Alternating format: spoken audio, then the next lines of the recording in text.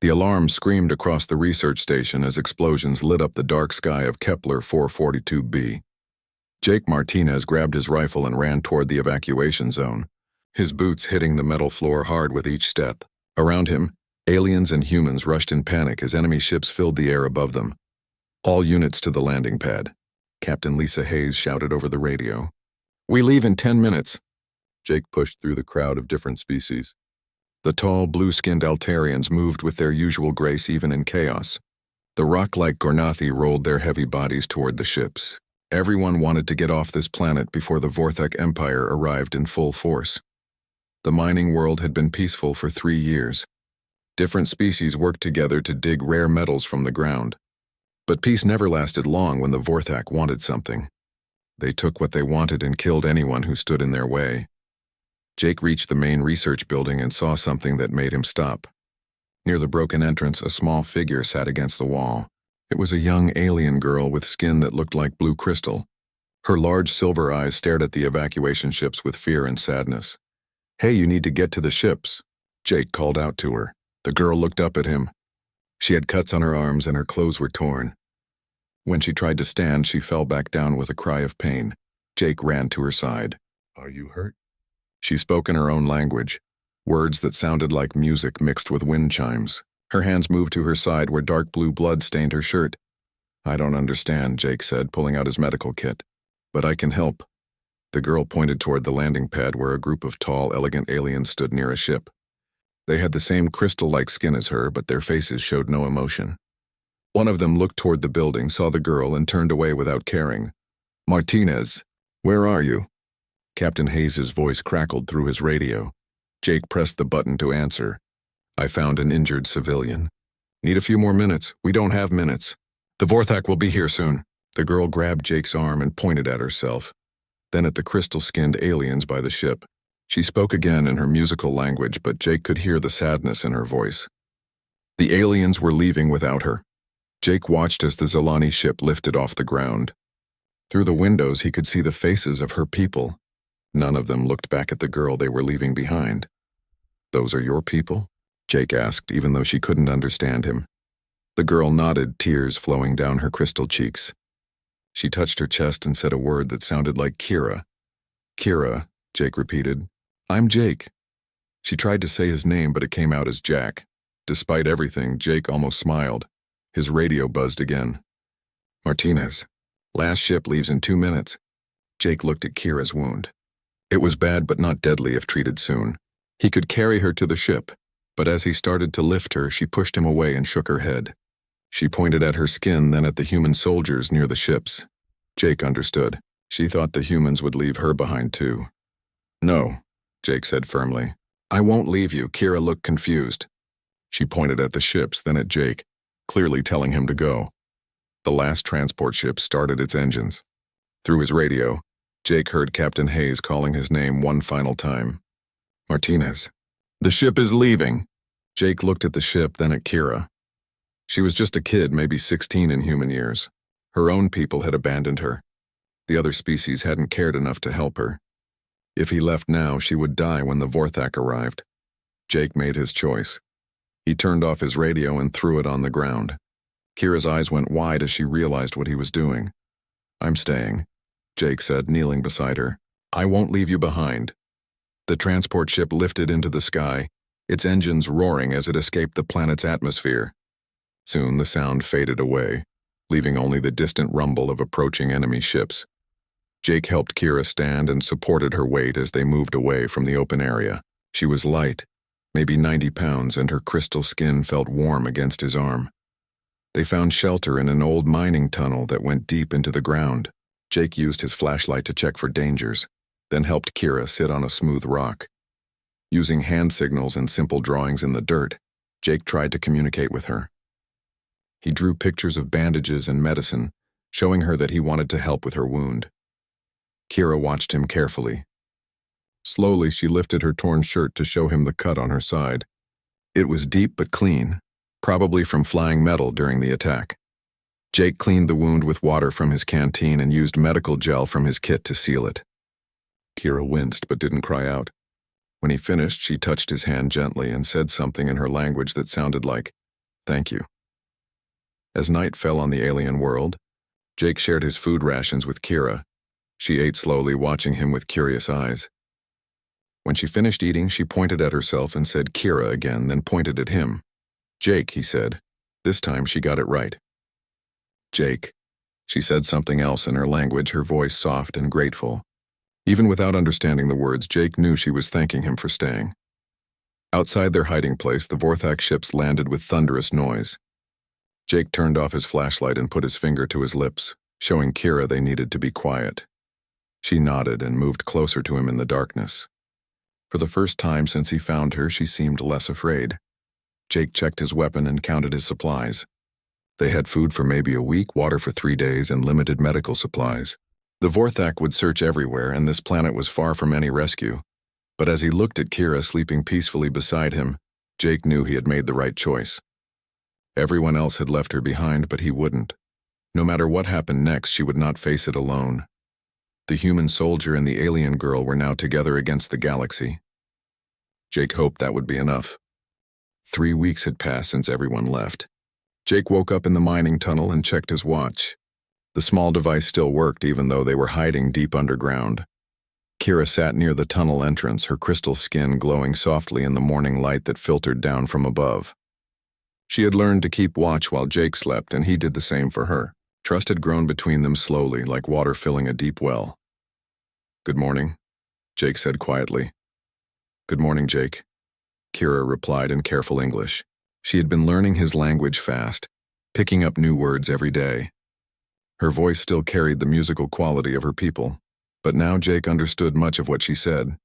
They had moved 3 times to avoid Vorthak search parties. Each time Kira's knowledge of the planet had saved them. She knew which plants were safe to eat, where to find water, and how to read the weather patterns. Her people had studied this world for years before the mining operation began. Jake shared his food with her, dried meat and energy bars that tasted like cardboard. Military rations weren't meant to be good, just nutritious. Kira ate without complaining, though he could tell she didn't enjoy human food. "Today we find new place," Kira said, pointing deeper into the mountains. "Vorthak ships come close yesterday." Jake nodded. They had heard the enemy aircraft searching the area. The Vorthak were thorough hunters, and they wouldn't give up easily. As they packed their few belongings, Kira suddenly stopped and put her hand to her head. Her eyes closed and her breathing became shallow. "What's wrong?" Jake asked, immediately alert. "Feeling pain," Kira said, struggling with the English words. "Not my pain. Others." Jake had noticed this before. Sometimes Kira would react to things he couldn't see or hear. She seemed to sense emotions from other living beings, even at a distance. "Vorthak?" Jake asked. Kira shook her head. "Prisoners, fear, sadness." She pointed toward the old research facility. "They hurt people there." Jake felt anger rise in his chest. The Vorthak were known for taking prisoners to use as workers or worse. But he and Kira couldn't help anyone if they were caught too. "We can't save them," Jake said gently. "Not just the 2 of us." Kira looked at him with her large silver eyes. "On your world you leave people behind?" The question hit Jake hard. "No," he said after a moment. "We try not to." "Then why is different here?" Jake couldn't answer that. He had been trained to follow orders and complete missions. But what was his mission now? Keep himself alive? Protect Kira? Save everyone he could? They moved carefully through the rocky terrain, staying hidden from the ships that flew overhead. Kira led them along paths that only someone who knew this planet could find. Her crystal skin helped her blend with certain rocks, making her almost invisible when she needed to hide. During their journey, they talked more. Jake learned that Kira's people, the Zilani, valued logic above all else. Emotions were seen as weakness. That's why they had left her behind. She felt things too strongly for their culture. "I am..." "Mistake," Kira said sadly as they rested in a cave. "Half Zilani, half something else. Mother was scientist. She loved alien from different world." "That doesn't make you a mistake," Jake said firmly. "That makes you special." Kira looked at him with surprise. "Zilani not think so." "They say I too much feeling. Too much like humans." Jake smiled. "Then they don't know humans very well. We feel things, but that makes us stronger, not weaker." As days passed, Jake began to understand how different their species really were. Most aliens in the galaxy thought about survival and logic first. They made alliances based on benefit and abandoned those who couldn't help them. But humans were different. They formed bonds that went beyond usefulness. They risked their lives for strangers and fought for those who couldn't fight back. It was what made them dangerous to enemies and valuable to friends. One morning, Kira became very sick. Her crystal skin turned dark blue and she couldn't keep food down. Jake had no medicine for Zilani biology, and his medical training was for humans.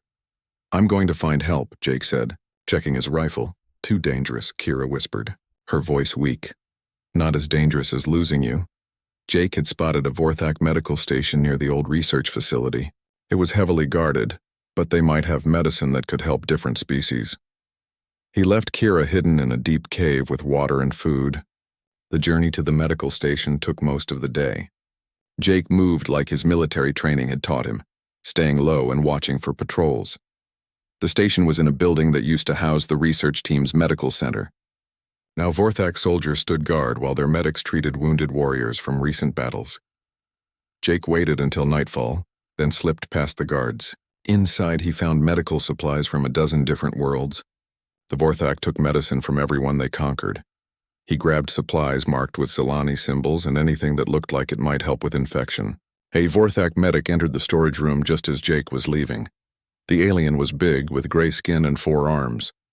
He reached for his weapon, but Jake moved faster. A quick punch to the throat dropped the medic silently. Jake made it back to the cave before dawn. Kira was worse, her skin now almost black. Using the Zilani medicine he had stolen, Jake followed the simple pictures on the containers. Slowly, over the next 2 days, Kira got better. Her skin returned to its normal blue crystal color and she could eat again. "You risked life for me," she said when she was strong enough to talk. "Of course I did." "Why?" Jake thought about it. "Because you matter. Because nobody should suffer alone. Because it's what humans do." Kira stared at him for a long time. "Zilani wrong about humans," she said finally. "You not violent primitives. You are kind." "Some of us are," Jake said. "Some aren't. But we try to be better." That night, as they shared another meal of military rations and local plants Kira had found, she told him about her world. Cities of crystal that sang in the wind, schools where emotions were trained out of children, a society that worked perfectly because no one cared too much about anyone else. "Sounds lonely," Jake said. "Very lonely," Kira agreed, "but also safe. No pain when people leave. No joy when they stay either." Kira smiled, something she had learned from watching Jake. "Now I understand joy. Worth the pain, maybe?" Jake smiled back. "Maybe it is." Outside their cave, alien stars shone down on a world far from both their homes. But inside, a human soldier and an alien girl had found something that crossed all boundaries of species and culture. They had found friendship. The Vorthak soldiers found them on a cold morning when fog covered the mountains. Jake woke to the sound of heavy boots on rock and the harsh voices of enemy troops searching the caves. "Stay quiet," he whispered to Kira, grabbing his rifle. But there were too many of them. 6 Vorthak warriors in black armor surrounded their hiding place before Jake could find another way out. Their leader was tall even for his species, with scars covering his gray face and cold yellow eyes. "Come out, humans," the leader called in rough English. "We know you are here." Jake looked at Kira. Her crystal skin had turned pale with fear, but she nodded bravely. They had no choice. Jake stepped out of the cave with his hands up, rifle on the ground. "I'm here. The girl is injured and can't fight." The Vorthak leader smiled, showing sharp teeth. "I am Commander Thex. You have caused us much trouble, human. 3 weeks of searching, many resources wasted. Just doing my job," Jake said. Thex walked closer. "Your job was to leave with your people. Instead, you stay for this alien trash." He gestured at Kira as she emerged from the cave. "Pathetic." "She's not trash," Jake said firmly. Thex hit Jake hard across the face, splitting his lip. "You do not speak unless asked, primitive." They were forced to march for hours to a prison camp built in the ruins of the mining facility. Jake saw prisoners from many different species working under Vorthak guards, Altarians, Gornathi, even some humans who had been captured in other battles. The camp was surrounded by energy fences that would kill anyone who touched them. Guard towers watched every corner. Escape seemed impossible. Jake and Kira were thrown into a metal cell with two other prisoners, an old Altarian scientist named Dr. Vex and a young human pilot called Alex Rivera. Great. More humans, Alex said bitterly, as if we didn't have enough problems. Dr. Vex was more welcoming. Any friend is good in this place, young human. What are your names? Jake Martinez. This is Kira. Alex looked at Kira with disgust. You stayed behind for an alien? Are you crazy? Humans should take care of humans first. She needed help, Jake said simply. And now we're all going to die because you couldn't leave well enough alone. Dr. Vex touched Kira's hand gently with his long blue fingers. Child, you are Zelani, yes? I worked with your people on research. Good scientists, but cold hearts. Not all cold, Kira said softly. Over the next few days, Jake learned how the camp worked. Prisoners worked in the mines during the day, digging metals for Vorthak weapons. Anyone who couldn't work was killed. The weak were left to die. But Jake also noticed something else. The different species didn't help each other. Altarians stayed with Altarians. Gornathi kept to themselves. Even the humans formed their own groups and ignored everyone else. The Vorthak encouraged this division. Guards gave better food to species that reported problems with others. They promoted distrust and fear between the different groups. Classic strategy, Jake told Kira as they lay on the cold floor of their cell. Keep the prisoners fighting each other so they can't fight us. Kira was using her empathic abilities to sense the emotions of other prisoners. So much fear, she whispered. So much anger. But also hope, hidden deep. Hope for what? For someone to unite them. Someone to show different way. Jake thought about this. His military training had taught him about leadership. But leading humans was different from leading multiple alien species with different cultures and motivations. The next day, Commander Thex visited their cell. He looked at Jake with those cold yellow eyes and smiled his cruel smile. I have decided what to do with you, human. The alien girl will be executed tomorrow as an example to other prisoners. You will watch. No, Jake said, standing up. Take me instead. Why? Thex seemed genuinely curious. She is not your species, not your family, not even your world. Why do you care? Because she's my friend. Thex laughed harshly. Friend, you primitives understand nothing. The strong survive. The weak die. This is natural law. Maybe for you, Jake said, but not for humans. That night, Jake couldn't sleep. Kira sat beside him, her crystal skin glowing faintly in the darkness. Not your fault, she said softly. Yes, it is. I should have gotten you off this planet. Then I die alone and afraid. Now I die with friend. Much better. Jake felt anger burning in his chest. You're not going to die. I won't let them. How you stop them? Jake thought about something he had learned from studying Vorthak culture during his military training. Their honor code. They have rules about combat, even if they're bastards and everything else. The next morning, as guards came to take Kira to her execution, Jake called out to Commander Thex. I challenge you to single combat for her life. Thex stopped and turned around. The other guards looked surprised. You invoke the old ways? Thex asked. I do. Single combat. No weapons. If I win, she lives. If you win, kill us both. Thex considered this. Under Vorthak law, he couldn't refuse a properly issued challenge. It would show weakness to his own troops. Very well, human. But when I crush you, the alien dies slowly. The entire camp was gathered to watch the fight. Prisoners and guards formed a circle in the main yard. Jake stood in the center, wearing only his torn uniform shirt and pants. Commander Thex was bigger, stronger, and had 4 arms instead of 2. His gray skin was like armor and his claws could tear through metal. But Jake had something the Vorthak didn't expect. He had studied their fighting style during his military training. He knew they relied on strength and intimidation rather than strategy. The fight began with Thex charging like a wild animal. Jake dodged and used the commander's momentum against him, sending the big alien crashing into the fence. For 20 minutes they fought. Thex landed heavy blows that left Jake bleeding and bruised. But Jake was faster and smarter, using every dirty trick his military instructors had taught him. When Thex grabbed Jake with 2 arms, Jake bit down hard on the alien's wrist. When the commander tried to pin him down, Jake used pressure points that worked on Vorthak physiology. The fight ended when Jake managed to get behind Thex and apply a chokehold that cut off blood flow to the alien's brain.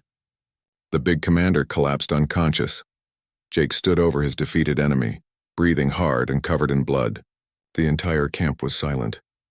"Your commander is defeated," Jake called out to the Vorthak guards. "According to your law, the girl lives." The guards looked uncertain. One of them, a younger officer, stepped forward. "Lieutenant Krex now commands," he announced. "The human fought with honor. The alien lives." As Jake walked back to Kira, he saw something in the eyes of the other prisoners. The fear was still there, but now there was something else too. Hope. A human had stood up to their captors and won. More importantly, he had done it not for his own species, but for an alien friend. For the first time since their capture, the prisoners began to believe that maybe, just maybe, they could fight back. The defeat of Commander Thex changed everything in the prison camp. Lieutenant Krex, the new commander, was younger and less experienced. The guards were confused and uncertain. Most importantly, the prisoners had seen that their captors could be beaten. Jake's victory had broken something that the Vorthak depended on, the belief that resistance was impossible. Over the next few days, Jake noticed small changes. Prisoners from different species began talking to each other. An Altarian engineer helped a human fix his broken water container. A Gornathi shared his food with a weak Zilani scientist. "They learning from you," Kira told Jake as they watched a group of mixed species working together in the mines. "Seeing human way." "What way is that?" "Caring for others, fighting for weak ones, making friends across species." But not everyone was happy with these changes. Alex Rivera, the human pilot from their cell, approached Jake during the evening meal period. "You're making things worse for humans," Alex said angrily. "The guards are watching us more closely now. They think we're all troublemakers because of what you did." "Maybe we should be troublemakers," Jake replied. "Listen to yourself. You're talking about starting a rebellion for aliens. What about your own people? What about humanity?" Jake looked around the camp. He saw humans, Altarians, Gornathi, Zilani, and species he couldn't even identify. All of them were prisoners. All of them were suffering. "I see my people," Jake said. "All of them." Alex shook his head. "You've gone native. You care more about aliens than your own species.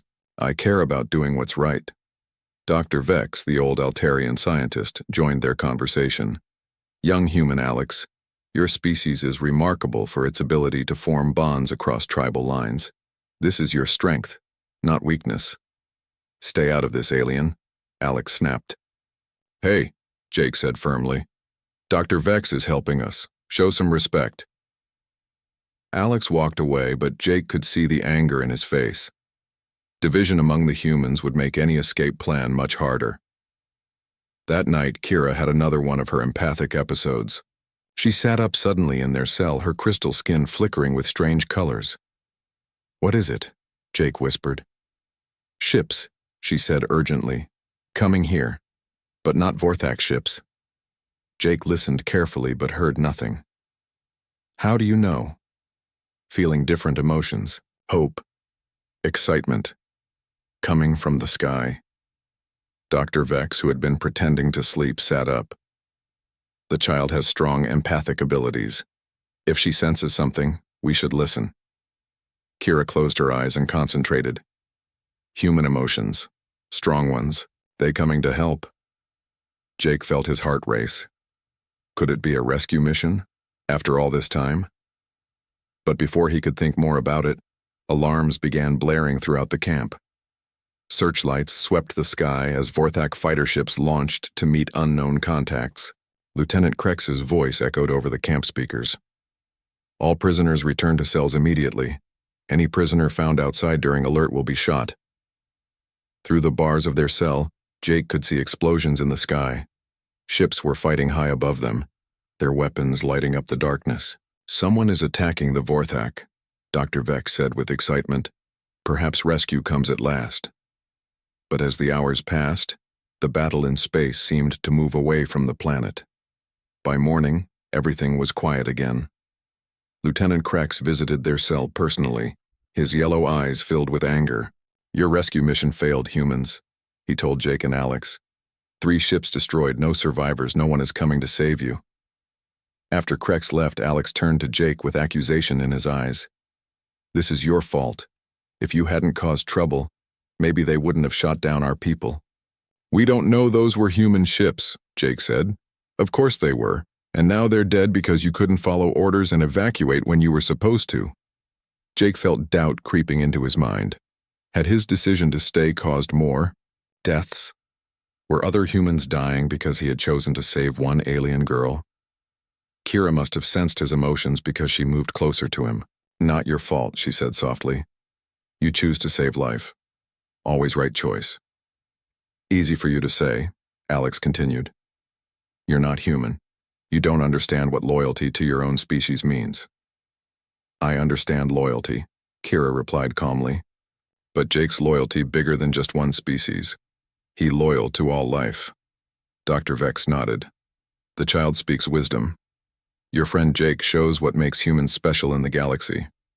Other species are tribal. They care only for their own kind. But humans can see beyond tribe to universal values." "Universal values don't bring back dead pilots," Alex said bitterly. That afternoon, Jake made a decision. If rescue wasn't coming, they would have to rescue themselves. And if Alex wouldn't help, Jake would work with whoever would. He began talking quietly with prisoners from different species. Using Kira as a translator for languages his translator device couldn't handle, he started building a network of cooperation. The plan was simple but dangerous. During the next work shift in the mines, they would overpower the guards and fight their way to the communications array that the Vorthak had built near the old research facility. From there, they could send a distress signal to any friendly forces in the area. "It's suicide," Alex said when Jake explained the plan. "The guards have weapons. We have nothing." "We have each other," Jake replied. "Every species here has different strengths. Altarians are smart and quick. Gornathi are strong and hard to hurt. Humans are good at tactics and leadership. And Zalani?" Alex asked sarcastically. "Kira can sense emotions and warn us about ambushes. She can help coordinate between groups even when we can't talk to each other." As the day of the escape approached, Jake noticed something that worried him. Alex was talking quietly with some of the other human prisoners, and they kept looking at Jake and Kira with unfriendly expressions. "Alex is planning something," Kira warned Jake. "His emotions are hidden, dangerous." Jake confronted Alex directly. "Are you going to help with the escape or not?" "I'm going to do what's best for humanity," Alex replied. "Even if you won't." The night before the planned escape, Jake barely slept. He had weapons hidden in the mine, tools that could be used to fight. He had routes planned and signals arranged with prisoners from 6 different species. But he also had the growing certainty that Alex Rivera was going to betray them all. The question was whether Jake could save his diverse group of prisoners from both the Vorthak guards and the humans who had decided that species loyalty was more important than doing what was right. As dawn approached, Jake looked at Kira sleeping peacefully beside him. Her crystal skin glowed softly in the darkness, and her face showed the trust she had in him. He had made his choice weeks ago when he stayed behind to help her. Now he would see that choice through to the end, no matter what it cost him. The escape would begin in just a few hours. Success would mean freedom for dozens of innocent prisoners from across the galaxy. Failure would mean death for all of them. But Jake had learned something important during his time with Kira. Sometimes the right choice wasn't the safe choice. Sometimes protecting others meant risking everything, and sometimes that risk was worth taking. The escape began at dawn during the shift change in the mines. Jake had hidden improvised weapons throughout the tunnels. Metal bars, mining tools, and explosive charges made from mining equipment. When he gave the signal, prisoners from 6 different species moved at once. Dr. Vex led a group of Altarians to disable the power systems. The Gornathi used their rock-hard skin to absorb weapons fire while advancing on guard positions. Human prisoners created diversions while Zalani used their natural camouflage to scout ahead. Jake and Kira moved toward the communications array. But as they reached the surface, Alex Rivera stepped out from behind a building with 4 other humans and a Vorthak officer. "That's him," Alex said, pointing at Jake. "He's the leader. Take him down and the whole escape falls apart." Jake felt his heart sink. "Alex, what are you doing?" What I should have done weeks ago. The Vorthak offered a deal. Help them stop the escape and they'll let the human prisoners live. We can still save our own people. By betraying everyone else? By being smart. Alex shouted. Humans first, Jake. That's how we survived this long in the galaxy. The Vorthak officer, Major Cora Singh, according to her uniform, smiled coldly. Surrender now, Martinez, and we'll make your death quick. Jake raised his improvised weapon, a metal bar with a sharp end. Not happening. The fight was brutal but brief. The human collaborators were not soldiers, and Jake's military training gave him an advantage. But Singh was armed with an energy weapon and armored. Just as Singh was about to shoot Jake, Kira stepped between them. Her crystal skin suddenly blazed with bright light, and Singh's weapon discharged harmlessly into the air. Impossible, Singh gasped. Zilani don't have combat abilities. This one does, Kira said, her voice carrying harmonics that made the air vibrate. This one learned from humans. Jake didn't waste the opportunity. He tackled Singh and managed to get her weapon. Alex and his collaborators scattered, but the damage was done. Alarms were sounding throughout the camp. We need to reach the communications array, Jake said, helping Kira to her feet. The light display had drained her energy. They ran through the ruins of the research facility while Vorthak reinforcements poured out of their barracks. Behind them, Jake could hear the sounds of fighting as the other escaped prisoners battled their way toward the rendezvous point. The communications array was heavily guarded, but the prisoners had planned for this. Gornathi warriors charged the front gates while Altarians slipped in through maintenance tunnels. Jake and Kira arrived just as the last guard fell. Dr. Vex was already at the controls, his long blue fingers dancing over the alien technology. I can send a signal, but it will take time to reach anyone who can help. How long? Jake asked. Perhaps an hour for the signal to reach the nearest patrol route. Through the windows, Jake could see Vorthak vehicles surrounding the communications building. Lieutenant Krex's voice boomed over external speakers. You cannot escape. Surrender now and some of you will live. Jake looked around at the escaped prisoners. Humans, Altarians, Gornathi, Zilani, and others. They were wounded, tired, and outnumbered. But they stood together, ready to fight. What do we do? Asked Anna, a human engineer who had helped with the escape. Jake thought about everything that had led to this moment. His decision to stay behind for Kira, the friendship they had built across species lines, the way their cooperation had inspired others to work together. We hold them off, Jake said simply. All of us together. Together, Kira echoed, and somehow when she said it, every prisoner in the room understood the word in their own language. The siege lasted for 3 hours. Vorthak troops attacked in waves, trying to break into the communications building. The defenders fought back with makeshift weapons and determination. Jake coordinated the defense using each species' strengths effectively. Gornathi held the main entrance with their natural armor. Altarians used their intelligence to predict enemy movements. Humans provided tactical leadership and adaptability, and Kira moved between them all, using her empathic abilities to coordinate actions, even when language barriers made communication impossible. She became the emotional heart of their resistance. When Alex Rivera appeared with a group of Vorthak soldiers, trying to break in through a side entrance, it was a mixed group of human and alien prisoners who drove them back. Jake was right, Anna shouted as she fought beside Dr. Vex. We're stronger together. Finally, the deep rumble of ship engines filled the air. Through the smoke and fire, Jake saw them, coalition warships dropping from the sky. Human vessels flying alongside Altarian cruisers and Gornathi dreadnoughts. The rescue fleet had received Dr. Vex's signal. Captain Ryan Torres of the human ship Defender landed first, leading a mixed team of soldiers from multiple species. When they burst into the communications building, they found the most unusual sight in military history. Dozens of prisoners from 6 different species, all working together to defend their position. At their center stood a human soldier and a young Zilani girl, coordinating the defense with perfect understanding despite coming from different worlds. Sergeant Martinez? Captain Torres asked, staring at the scene. Yes, sir, reporting for duty.